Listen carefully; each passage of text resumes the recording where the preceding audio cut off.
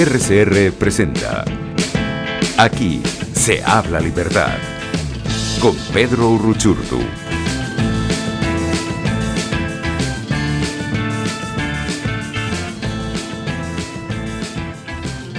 Muy buenos amigos, aquí se habla libertad como todos los jueves, acompañándoles por la señal de radio Caracas Radio. Siempre es un gusto poder estar en contacto con ustedes y conversar sobre tantos temas y tantas cosas bajo las que hay que reflexionar. Así que gracias siempre por su sintonía. En la dirección general de la estación Jaime Estares, en la gerencia de producción Willy Cercaya, en la producción Justo Navarro y Catherine Manzano, en los controles José Gregorio González y quien les habla, Pedro Uruchurtu. Recuerden además que en RCR pueden estar en contacto con nosotros a través de nuestros múltiples medios, nuestras múltiples vías y también sintonizar nuestra programación en vivo o en diferido si no tienen tiempo de sintonizarnos al momento. Y pueden hacerlo a través de @RCR750 en Periscope, en Twitter y también en YouTube pueden buscarnos con @RCR750. Y del mismo modo también pueden visitar nuestra página web www.rcr750.com. Allí está toda nuestra programación disponible para que puedan ver todos nuestros programas y todo lo que les ofrecemos día a día en Radio Caracas Radio. Y además también este programa llega a ustedes gracias a Habibis Cakes. Todos queremos un postre ideal, que tenga buen sabor, que tenga una gran presentación, pero que además no sea caro. Y ahí es donde tenemos la mejor opción con Habibis Cakes. Ya no se trata de un cuento, ya pueden tener dulces buenos, bonitos y baratos de la mejor calidad, los dulces que siempre quisieron. Y además pueden encontrar una gran variedad, que se los digo yo. Allí tienen las pavlovas, que son espectaculares, de arequipe, chantilly, fresas. Próximamente de Nutella también la van a tener. Brownies con full chocolate, tortas tres leches, suspiros, pay de limón, trufas, marquesas, pionono y muchísimo más. Y además tienen múltiples presentaciones, desde la mini, la individual, la familiar, la extrafamiliar, como la necesiten. Y además, eso no es todo. Si quieren también que Habibis Cake les organice su mesa de postres, su mesa de dulces, pues pueden hacerlo y pueden hacerles además sus tortas de cumpleaños, de bautizo, de matrimonio, de graduación, como la pidan. Sencillamente tienen que contactarlos, hacerles saber qué desean en cuanto a su postre ideal y ellos seguramente se lo podrán hacer realidad porque eso lo hace posible Habibis Cakes. Pueden seguirnos en Instagram como @HabibisPisoCakes. Allí pueden hacer todos sus pedidos. Ellos se encargan de llevárselos hasta la puerta de su hogar, porque más que un postre somos un bocado de amor con @HabibisPisoCakes. Así que ya saben, síganlos y ahí pueden conseguir los mejores postres y al mejor precio. Y bien amigos, hoy tenemos un programa donde queremos conversar sobre diversos temas, sobre diversas aristas, pero fundamentalmente desmontar todo esto que se ha generado en las últimas semanas, en los últimos, me atrevo a decir, en los últimos días, con respecto a las mentiras, ¿no? que se han impuesto recientemente, y lo hemos visto con el reciente informe de la relatora especial de los derechos humanos, pero concretamente para evaluar el impacto de las sanciones por parte de las Naciones Unidas, la señora Alena Duham, que estuvo en Venezuela y que presentó un informe, la verdad, que bastante vergonzoso en cuanto a cómo pretende achacarle a las sanciones la culpa de lo que más bien ha sido responsabilidad del régimen desde el primer día. Y vamos a estar hablando sobre eso porque obviamente acá hay toda un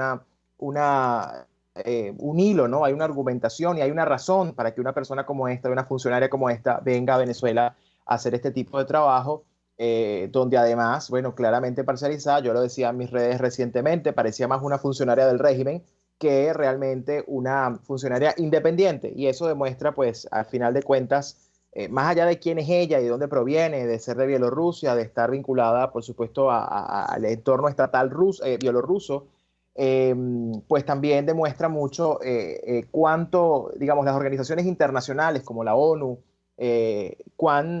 digamos, cuánto trabajo hay que hacer allí, ¿no? Porque al final de cuentas están sirviendo a intereses que, lejos de servir a la libertad de Venezuela, más bien favorecen a dictadores y tiranos. Y para muestra de ello también tenemos el Consejo de Derechos Humanos, que es una vergüenza lo que está ocurriendo allí, y también vamos a estar hablando sobre eso, porque ese es otro de los grandes aparatos de mentira, y donde se ampara el totalitarismo y tiene que ver precisamente con otorgarle sillas para discutir sobre derechos humanos a países que tienen récord de ser los mayores violadores de los derechos humanos. Y eso, además de ser una gran hipocresía por parte de organizaciones como la ONU, y por supuesto una gran hipocresía de la comunidad internacional, demuestra cuán poco eficientes son estas organizaciones a la hora de, en efecto, defender los derechos humanos y más bien terminan impulsando a quienes los violan. Y claro, la excusa siempre es la burocracia, ¿no? Es decir, bueno, pero es que les corresponde, es que les toca. Como si esto fuera un mero asunto de cuotas, ¿no? Y eso es algo sobre lo cual tenemos que reflexionar. Y también vamos a estar hablando hoy de manera bastante detallada sobre las recientes denuncias que han surgido en Colombia con el tema del ELN, el plan auspiciado por el régimen para generar desestabilización y, por supuesto, generar caos en Colombia y para atentar contra el gobierno colombiano. Y, desde luego, en general, todo lo que se está fraguando allá por parte de la izquierda continental, que entiende que Colombia es uno de sus próximas conquistas, ¿no? Una de las joyas de la corona, lo cual obviamente obliga a pensar la estrategia, porque ya si estamos advertidos de lo que estos grupos van a hacer y de todo lo que van a intentar hacer de aquí al año próximo, donde habrá elecciones presidenciales en ese país, pues la pregunta es qué vamos a hacer los demócratas, qué vamos a hacer los que creemos en la libertad y quienes defendemos a Occidente para contrarrestar los efectos de este plan, que además está clarísimo, está claramente allí definido. Y para eso, entonces, luego de presentarles pues todo lo que será el programa de hoy y por qué se lo hemos dedicado a desmontar el aparato de mentira y de propaganda, ¿no? que se viene gestando y que ha sido evidente en los últimos días en Venezuela, vamos a recibir a nuestro primer invitado, que además siempre es un honor tenerlo acá en Aquí será la Libertad, Joseph Humire, experto en seguridad global, especializado en amenazas transnacionales en el hemisferio occidental y director ejecutivo del Center for a Secure Free Society. Hola, Joseph, bienvenido a Aquí será la Libertad. Hola, Pedro, gracias por la invitación, un gusto como siempre. No, gracias a ti. Joseph, hablábamos en la introducción al programa, recientemente hemos visto en Venezuela pues diversas declaraciones, una de ellas la de la señora relatora de los derechos humanos con especial énfasis en las sanciones, la señora Duján, con un informe vergonzoso con respecto al tema de las sanciones, prácticamente diciendo que en Venezuela gobiernan las sanciones, no ha gobernado aquí nadie y nadie ha generado caos en Venezuela y nadie ha generado la crisis humanitaria. Por otro lado, estamos viendo, bueno, todo este tema alrededor de la vacuna, estamos viendo en la región esta pugna. Recientemente ustedes publicaron un reporte del cual quiero que hablemos, comencemos a hablar, lo que han definido una especie de guerra fría con respecto a la vacuna, ¿no? Y cómo hay dos enfoques a la hora de hablar sobre la vacuna y cómo Venezuela puede verse en el medio de todo esto, ¿no? Cuéntanos un poco sobre ese reporte que publicaron recientemente, que es muy interesante. Sí, bueno, el informe es un informe mensual que hacemos en el centro que se enfoca en las actividades de la presencia de Irán, Rusia y China en América Latina. Entonces, ese es un informe mensual lo que hacemos y lo que vemos es cada mes tendencias, cosas que están cambiando de mes a mes. Y lo que vimos mayormente, lo que cambió, digamos, desde la última vez que publicamos el informe era en enero, pero realmente empezando en diciembre, es cuando ya empezaron a desarrollarse las vacunas, tanto la de Estados Unidos y de otros países. Vimos que hay un diferente enfoque. O sea, en Estados Unidos, en Canadá, en Inglaterra, donde la vacuna ya llegó, el enfoque es más a lo interno, ¿no?, del país. Están preocupados, realmente están preocupados por el virus, ¿no? Que creo que todo el mundo quieren asegurar que el virus no se salga fuera de control, hay una segunda ola y todo eso. Entonces están enfocados en eso.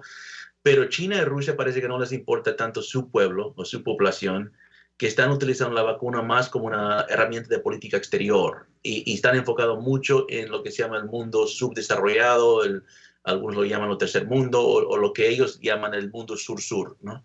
Entonces están muy enfocados en África, están muy enfocados en América Latina y ahí están buscando socios estratégicos que les pueden legitimizar eso.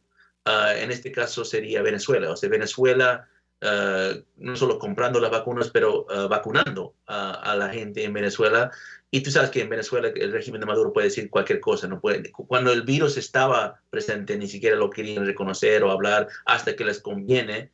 Entonces, en este caso, no van a decir nada de la vacuna hasta que les conviene. Y pueden fácilmente decir, hemos vacunado 50%, 70% del pueblo. Y no hay forma de verificar eso. Sin embargo, yo creo que ese tipo de narrativa ayuda a legitimizar específicamente estas dos vacunas. Hay dos de China y uno de Rusia que no hemos visto que realmente han pasado esas pruebas clínicas que hay que hacer. La rusa está más o menos en ese camino, pero yo creo que todavía no han desarrollado o no han avanzado en esa confirmación clínica médica de lo que tienen las vacunas de otras partes de Inglaterra o de Estados Unidos. Entonces, yo creo que van a querer hacerlo de la forma barata, o sea, buscar a regímenes como la de Maduro, que está dispuesta a decir cualquier cosa por dinero, y después usar eso para vender una falsa narrativa en la región. Sí, y además es muy interesante lo que tú planteas a los efectos de la propaganda, ¿no? Porque ellos obviamente con la propaganda van a intentar decir que es un gran éxito. De hecho, bueno, ayer Maduro mencionaba el tema ya dijo que van a vacunar primero a los ministros y a los funcionarios del régimen, a los que tienen el carné, digamos, de la patria. Es decir, ya claramente, además hay un uso político de la vacuna. Es decir, su interés no es vacunar a la población, sino generar pues esa división natural que el régimen ha hecho desde siempre y que obedece naturalmente a fines políticos.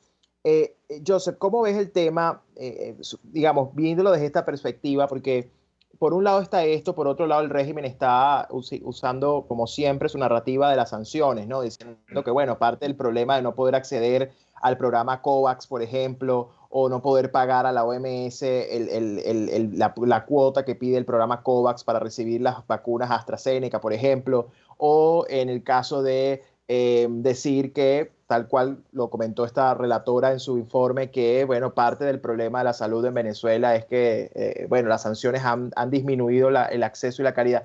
¿Cómo analizamos esto? Porque además pareciera que está muy alineado, ¿no? Y la vacuna les viene como anillo al dedo para seguir justificando esta narrativa. Sí, mire, yo creo que lo que tenemos que analizarlo de una forma de propósito. ¿Por qué están haciendo esta narrativa?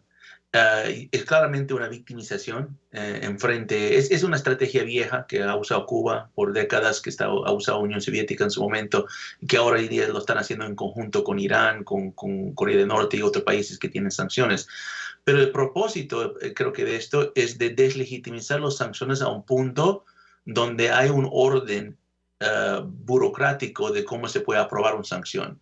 Claramente las Naciones Unidas quiere tomar la posesión de ese orden, o sea, quiere estar encima de esa pirámide, es decir, que ellos son la única entidad que pueden aprobar sanciones, y sabemos que en casi todos los casos del mundo, las Naciones Unidas son casi la última entidad realmente que hace una acción sobre una crisis humanitaria.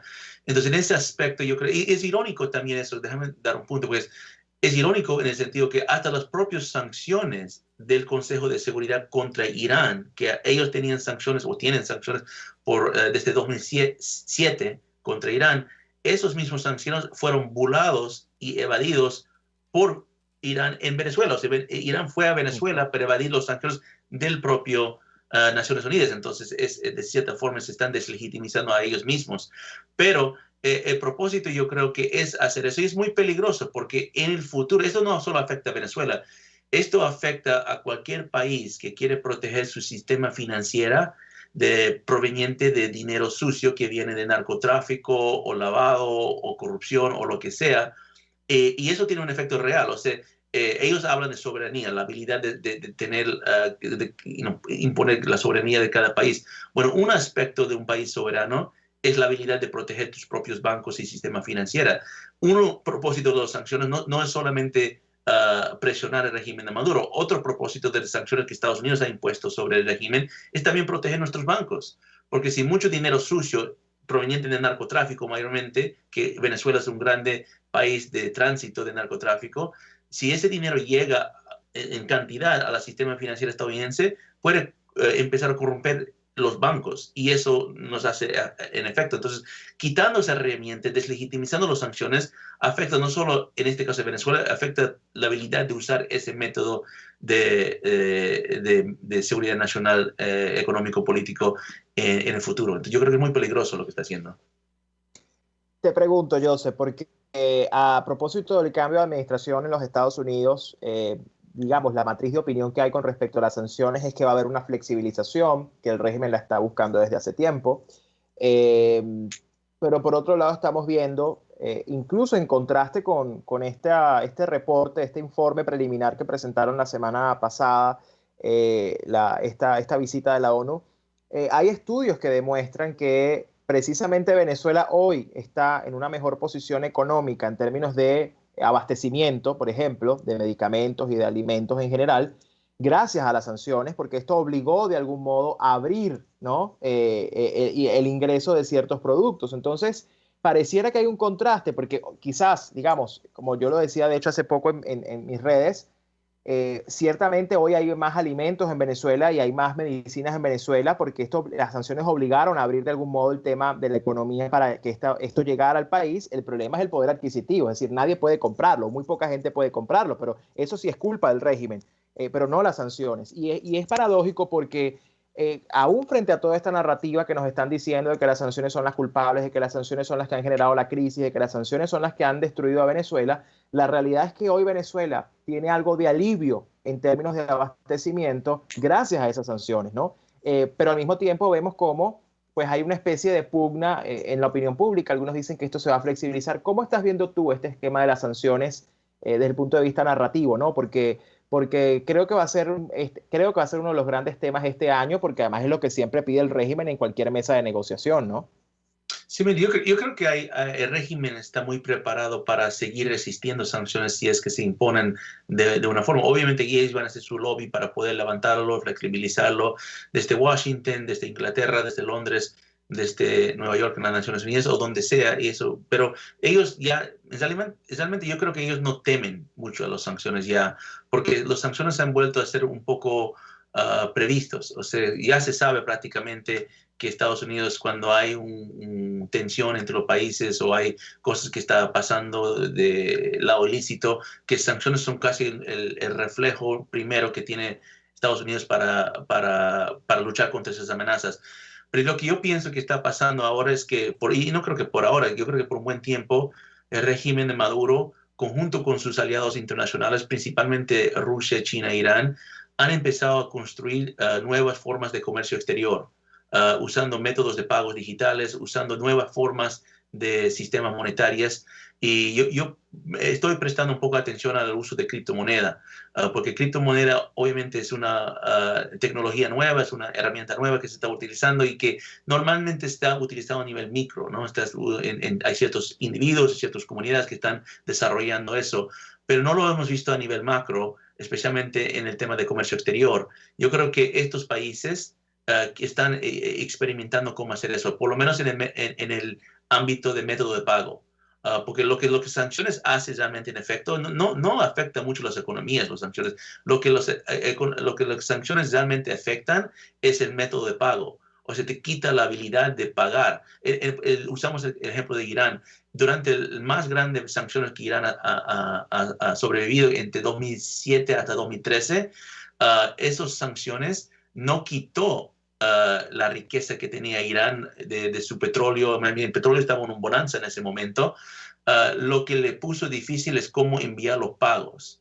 Y no tenía cada día menos maneras de mandar sus pagos. Entonces, lo que ellos quieren es buscar alternativas a eso.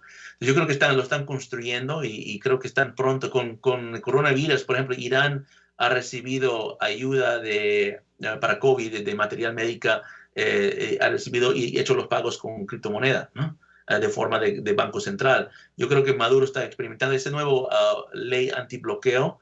Yo creo que si lo lees con cuidado, tiene cosas dentro de esa ley para este tipo de maniobra. Entonces, yo creo que eso también es algo que Estados Unidos tiene que prepararse, porque vamos a entrar en un mundo donde el sistema financiero no solamente es manejado por los bancos centrales tradicionales manejando el sistema fiat, que es la moneda tradicional. Van a empezar a mirar otras formas digitales y lo han experimentado. Venezuela y Ecuador, me acuerdo que tenían ese sistema Sucre que lo utilizaron prácticamente para lavar dinero, pero era una forma de manejar el balance de pagos entre los dos países en comercio exterior. Eso es algo que hay que mirar y yo pongo un poco de atención a eso en Venezuela porque los oficiales de comercio exterior en Venezuela también están metidos en actividades ilícitas. Correcto, correcto. Y lo que tú dices es tan cierto con este tema de Irán, que siempre sirve de ejemplo. Incluso cuando la semana pasada le preguntaron a la relatora especial esta que visitó Venezuela de la ONU, le preguntaron por qué si Irán tiene sanciones sí puede producir gasolina y en Venezuela a pesar de eso no hay gasolina. Es decir, realmente es la sanción la que hace la diferencia y obviamente no, obviamente en Venezuela destruyeron la industria petrolera. Eso es otra cosa, pero es curioso porque el reporte pretende hacer creer que la industria de la petrolera y la producción de gasolina y cómo se detuvo y cómo se destruyó todo fue producto de las sanciones, cosa que no es así. Es decir, Irán es el mejor ejemplo de que aún con sanciones ellos pueden producir combustible. Entonces, ahí hay mucha hipocresía de por medio y obviamente es toda una, como bien decías tú, ¿no? Es toda una narrativa y toda una cosa que se está creando alrededor de este tema que hay que ponerle mucha atención. Ahora, Joseph, yo quisiera pasar a Sudamérica. Hemos visto recientemente, en el último mes, dos reportajes muy interesantes con respecto a Colombia, el rol del ELN, el rol del régimen castrista cubano y el plan. Es decir, el plan está a la vista. El plan tiene mucho tiempo, pero está a la vista. Es decir, la lógica de la izquierda y la lógica de estas organizaciones criminales es tomar el poder en Colombia en el año 2022. ¿Cómo estás percibiendo esto? ¿Qué repercusiones crees que puede tener esto, lo último que salió del ELN con apoyo del régimen venezolano? Cosa que no es nueva, pero digamos, ya con pruebas en la mano. La inteligencia colombiana tiene información desde hace mucho tiempo, pero pareciera que no actúan en consecuencia, pareciera que no lo toman en serio. ¿Cómo lo estás viendo? Porque esto pone en riesgo, ¿no? a la región. Imagínate Venezuela en manos de este régimen y Colombia también en manos de estos grupos, pues es prácticamente una gran Colombia del delito. Sí, sí, bueno, sí, es un buen punto. Mire, yo creo que hay dos formas que hay que mirar lo que está pasando en la región. Este es un año muy crítico, hay muchas elecciones que van a pasar este año en América Latina, tanto de nivel presidencial, pero también legislativo. Y el balance de poder de la geopolítica y las proyecciones políticas de la región pueden cambiar. Ya han estado cambiando de cierta forma cuando Argentina regresó al kirchnerismo. Yo creo que ya nos dio señales que la región está yendo a este lado. Cuando AMLO ganó la presidencia de México, más de lo mismo. Pero yo creo que este año creo que se puede definir estas cosas. Yo no estoy muy optimista que vamos a poder recuperar espacios que hemos ganado anteriormente. Con Bolivia yo creo que eso fue una gran elección. O sea, a pesar de que hemos luchado para que el tirano salga de Bolivia, Evo Morales, han regresado y ya está con más fuerza. Yo creo que muy pendiente de lo que va a pasar en Ecuador. Espero que no pase, pero no estoy, digamos, apostando en ese resultado. Sin embargo, yo creo que este año hay que ver cómo se termina ese panorama político y geopolítico en la región y prepararse para el día después de eso, ¿no? Es algo que yo he hablado mucho con la gente en Venezuela, contigo, Pedro, y otros, de que en Venezuela yo creo que, mira, la estrategia que se manejó durante el gobierno del presidente Trump, yo creo que tuvo algunos éxitos. Obviamente tuvo algunos fracasos también, pero tuvo algunos éxitos. Y más que todo nos ayudó a aprender de lo que está pasando en Venezuela, porque en Estados Unidos estamos mirando muchas cosas en el mundo, casi cada conflicto, y no estamos al tanto con todo. Entonces, el aprendizaje que llevamos durante la época del presidente Trump es lo más grande que hemos ganado en ese tiempo. Ahora, aplicar ese aprendizaje a algo es muy importante, y lo que yo creo que lo que tenemos que cambiar es un poco es la expectativa que tienen los venezolanos, porque los venezolanos están en esta lucha y ellos realmente son los primeros que sufren. Y en eso yo creo que una cosa que yo vi un poco negativo de la estrategia de presión máxima era la forma que levantaba la expectativa a los venezolanos de pensar que hay una solución mágica, que algo va a pasar de día a noche y que algo iba a cambiar muy rápido. Esto no es así. O sea, Siria lo está viviendo, Corea del Norte, Cuba lo han vivido por décadas. Pero cuando hablas de soluciones a largo plazo, esto da miedo porque ya fue largo, ya estamos en largo plazo. Pero la decisión no es tomar acciones a largo plazo a cambio de una solución mágica a corto plazo. Eso no es la opción. La opción es tomar acciones concretas para cambiar cosas a largo plazo o, al contrario, jugar un juego infinito que nunca termina, que realmente es perder, ¿no? Entonces, la decisión es, para los venezolanos psicológicamente, es prepararse para el juego de largo plazo, lo que llaman en inglés the long game, o jugar este juego infinito que se trata de elecciones, negociaciones, manifestaciones, que nunca terminan. Entonces, eso es la decisión. Entonces, yo creo que ahora, más o menos entendiendo que no hay nada que no voy a decir que no hay nada, pero yo creo que la probabilidad que vamos a poder rescatar a América Latina este año es muy poco probable. Las elecciones van a pasar como deben pasar, salvo que algo pase que no estamos esperando, sería buena suerte, pero prepararnos para 2022, donde yo creo que hay que tomar acciones que se va a poder cambiar el balance de poder. Entonces, ahí yo creo que es donde tenemos que enfocar y el rol específicamente de los venezolanos en el exilio, la comunidad venezolana en el exterior, es muy importante por eso. Porque yo no entiendo por qué, por ejemplo, en Chile, cuando expulsaron a estos venezolanos, no había venezolanos hay muchos venezolanos en Chile, pero no había una comunidad venezolana que llamaba crítica contra esa política o lo que está pasando, y tampoco lo que está pasando en Ecuador. A mí, los venezolanos deben estar luchando en este momento, los venezolanos que están en Ecuador, para asegurar que Guillermo Lasso gane las elecciones, porque no les conviene que Andrés Arauz gane las elecciones en Ecuador. Lo mismo con Duque en Colombia, Bolsonaro en Brasil, porque si empezamos a perder todos esos países, como perdimos Argentina y Bolivia, mira, es casi ya definido Sudamérica en la geopolítica. Muy interesante esto que planteas, Joseph. Ya nos quedan pocos minutos, pero yo no quisiera despedirte sin antes hacerte una pregunta, porque tú bien planteas esta idea de la solución, digamos, en el largo plazo, pero bien enfocada, con un criterio, porque además yo estoy de acuerdo contigo, lo contrario que vemos en el infinito juego en el que ya tenemos además 22 años, ¿no? Que es el de, bueno, votamos, dialogamos, protestamos y seguimos en este proceso. Ahora, que al final ni es voto de verdad, ni es elección de verdad, ni nada de verdad. En tu opinión, y partiendo de la naturaleza del régimen, que sabemos que son criminales, es decir, no estamos hablando de algo político convencional, sino de un régimen criminal en general. ¿Cómo concibes tú una negociación? Es decir, ¿cuál debe ser el elemento que obligue al régimen a negociar en términos reales para no repetir lo que ha venido pasando, que es el ganar tiempo a cambio de sentar a la oposición en algo inútil que termina más bien frustrando a la gente? Es decir, ¿qué crees tú que debe ser el elemento diferenciador en un proceso de negociación hoy distinto a lo que ha habido antes? Mira, lo que decía, digamos, los enviados de Estados Unidos a Venezuela, como Elliot Abrams y otros, no era incorrecto la retórica de decir que la única negociación que se hay que tener con el régimen es la negociación de la salida, ¿no? Eso es correcto. La falta fue en el diagnóstico de dónde estaba el régimen. Ellos hablaban como si el régimen estaba a punto de salir. Y yo, del análisis que estamos haciendo en el centro, yo no veía ese escenario. Yo nunca vi el régimen a punto de salir. Yo no vi el régimen debilitado. Yo vi un régimen que se estaba fortaleciendo tanto en Venezuela como en la región y en el mundo. Entonces, pero yo creo que esa condición de negociación viene solamente cuando ya tienes acorralado un régimen que solo tiene la única opción es su salida. Y en ese escenario van a negociar una salida. O sea, bueno, tú sabes, ellos no van a querer terminar muertos en la cárcel. Sin embargo, llegar a ese punto nos falta mucho, porque el régimen no está, más bien, yo considero que el régimen hoy en día, a pesar de que están más, ¿cómo te digo?, más con menos opciones interno en Venezuela en formas tradicionales de democráticos o económicos, o sea, en cierta forma la situación está peor en Venezuela. El régimen tiene muchas opciones en el campo internacional.